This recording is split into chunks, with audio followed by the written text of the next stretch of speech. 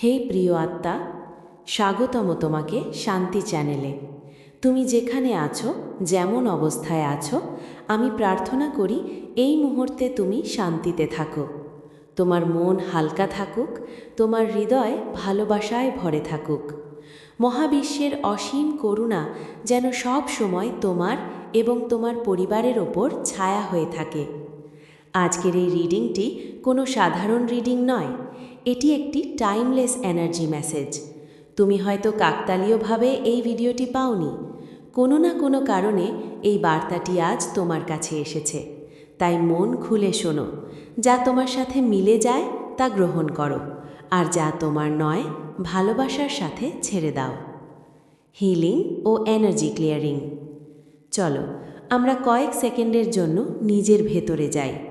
গভীর শ্বাস নাও, ধীরে ধীরে ছেড়ে দাও।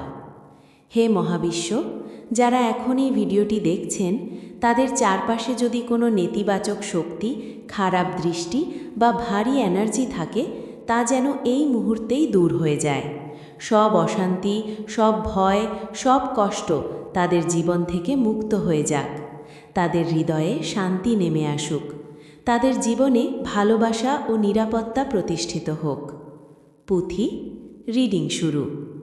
হে ডিভাইন এনার্জি, হে মহাবিশ্ব, অনুগ্রহ করে পরিষ্কারভাবে গাইড করো এই ভিডিওটি যারা দেখছেন তাদের জন্য আজকে বার্তা কি। কার্ড 1, নতুন সূচনা। প্রথম এনার্জি খুব শক্তিশালী। এটি বলছে তোমার জীবনে একটি নতুন অধ্যায় শুরু হতে যাচ্ছে।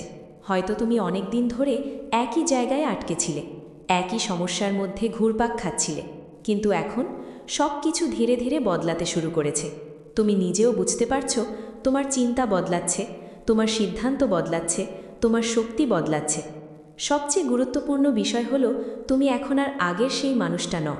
আর এই পরিবর্তন সবাই লক্ষ্য করছে। বিশেষ করে যারা একসময় ভেবেছিল তুমি আর কখনো উঠতে পারবে না, তারা এখন চুপচাপ দেখছে কিভাবে তুমি আবার নিজের জীবন গড়ে তুলছ। তোমার এই নীরব কামব্যাক তাদের ভিতর থেকে কাঁপিয়ে দিচ্ছে। কার্ড 2, বাস্তব পরিকল্পনা। দ্বিতীয় বার্তা বলছে স্বপ্ন দেখলেই হবে না, এখন সেটাকে বাস্তবে রূপ দেবার সময়। তোমার ভেতরে অনেক বড় কিছু করার ক্ষমতা আছে, তুমি সেটা জানো, কিন্তু হয়তো আগে পুরোপুরি ব্যবহার করনি। এখন তুমি ধীরে ধীরে নিজেকে গুছিয়ে নিচ্ছ। তুমি তাড়াহুড়ো করছো না, তুমি ধৈর্য ধরে এগোচ্ছ।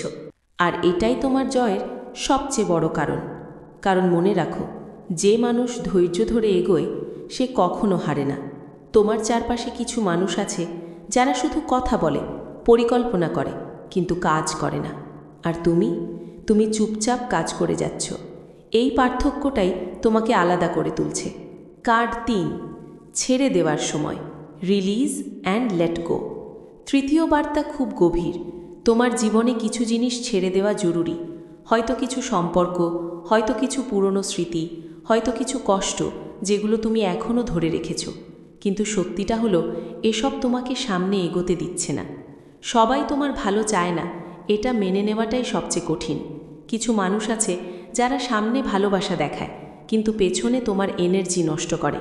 তারা চায় তুমি একই জায়গায় আটকে থাকো, একই কষ্ট বারবার অনুভব করো, কিন্তু তুমি আর সেই জায়গায় নেই। এখন সময় নিজেকে বেছে নেওয়ার।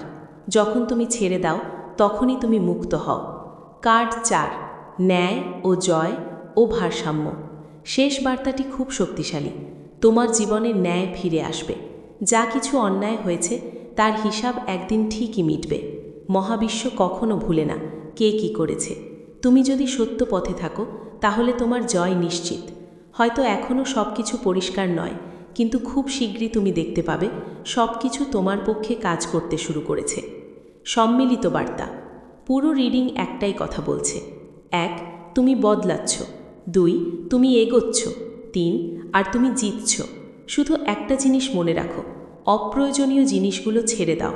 নিজের ওপর বিশ্বাস রাখো, নিজের পথেই এগিয়ে যাও, কারণ এখন পুরো খেলা নিঃশব্দে তোমার দিকে ঘুরছে।